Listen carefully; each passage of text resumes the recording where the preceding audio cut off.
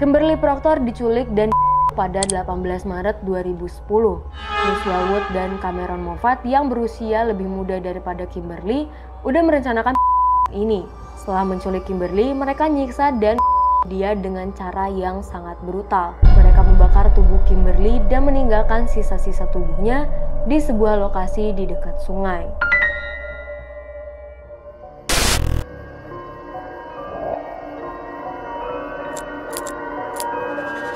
Tiga kepala terpenggal lainnya di seluruh apartemen dan banyak rumah dan menemukan istri serta putrinya yang sudah tewas. Tersebut berawal dari terciumnya bau busuk yang tutup. Di antaranya adalah waktu pertama kali syuting.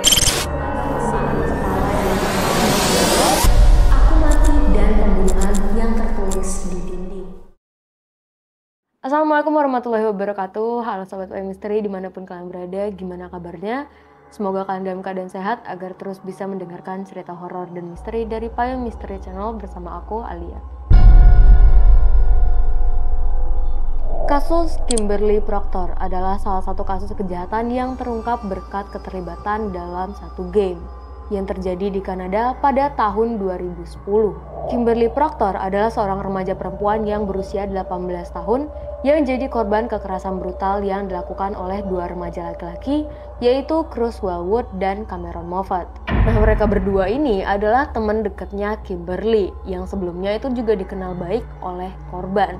Kasus ini menjadi terkenal karena keterlibatan mereka dalam satu game dan bagaimana permainan ini berperan dalam mengubah motif kejahatan. Jadi gini ceritanya. Pada bulan Maret 2010, Kimberly Proctor yang tinggal di Langford, British Columbia, Kanada, itu ditemukan tewas dengan cara yang sangat mengerikan. Dia diculik, disiksa, dan oleh dua orang pria, Chris Wellwood yang berusia 16 tahun dan Cameron Moffat 18 tahun, yang pada saat itu juga remaja. Kejahatan ini terungkap setelah permainan video dan percakapan terkait game mereka menjadi bukti dalam penyelidikan. Kimberly Proctor diculik dan pada 18 Maret 2010. Chris Wellwood dan Cameron Moffat yang berusia lebih muda daripada Kimberly udah merencanakan ini. Setelah menculik Kimberly, mereka nyiksa dan dia dengan cara yang sangat brutal. Mereka membakar tubuh Kimberly dan meninggalkan sisa-sisa tubuhnya di sebuah lokasi di dekat sungai. Nah, yang bikin kasus ini lebih mengerikan adalah kenyataan bahwa video game, khususnya game dengan unsur kekerasan atau obrolan di dunia maya, terlibat dalam kejahatan ini. Setelah terjadi, polisi mulai mengumpulkan bukti dan mereka menemukan bahwa Chris dan Cameron terlibat dalam sebuah game online yang mengandung unsur kekerasan. Selama penyelidikan, polisi nemuin bahwa mereka memiliki percakapan tentang perencanaan pembunuhan dan hubungan mereka dengan game kekerasan yang mereka mainkan. Ternyata dua remaja itu tuh udah sering banget bicara tentang fantasi kekerasan dan menciptakan narasi kejam melalui game dan percakapan online mereka. Nah, beberapa percakapan itu mengungkapkan gimana mereka merencanakan untuk menganiaya Kimberly sebelum akhirnya Chris dan Cameron ngaku bahwa mereka Kimberly karena terpengaruh oleh fantasi kekerasan yang mereka bentuk melalui game dan percakapan mereka. Mereka menganggap kekerasan sebagai cara buat ngebuktiin diri mereka dan menganggap Kimberly sebagai objek dalam permainan mereka yang penuh dengan kekerasan. Pembunuhan ini juga terjadi setelah mereka ngerasa terprovokasi oleh Kimberly. Walaupun bukti menunjukkan bahwa motif pembunuhan ini itu lebih terkait dengan pola pikir dan pengaruh oleh game yang mereka mainkan. Setelah penyelidikan mendalam, Chris dan Cameron akhirnya ditangkap dan diadili. Chris dijatuhi hukuman penjara seumur hidup tanpa kemungkinan pembebasan bersyarat hingga 10 tahun. Sementara Cameron itu dijatuhi hukuman yang lebih ringan karena dia dianggap nggak terlalu terlibat dalam itu dibandingkan dengan Wellwood. Nah, Cameron itu mendapatkan hukuman penjara selama 6 tahun.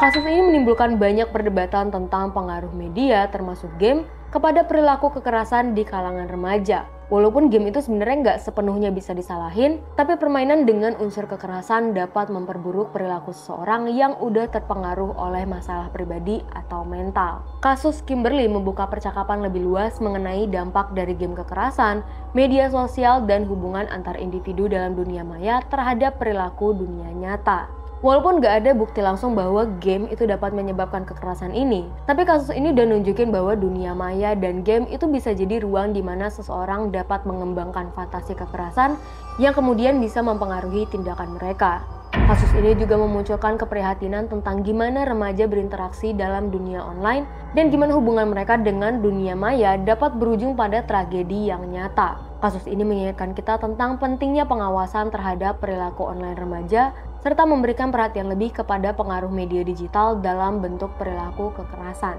Aku pengen dengar pendapat kalian tentang kasus yang satu ini. Apakah ada detail yang aku lewatkan? Boleh coba komen di bawah dan kita bakal bahas sama-sama.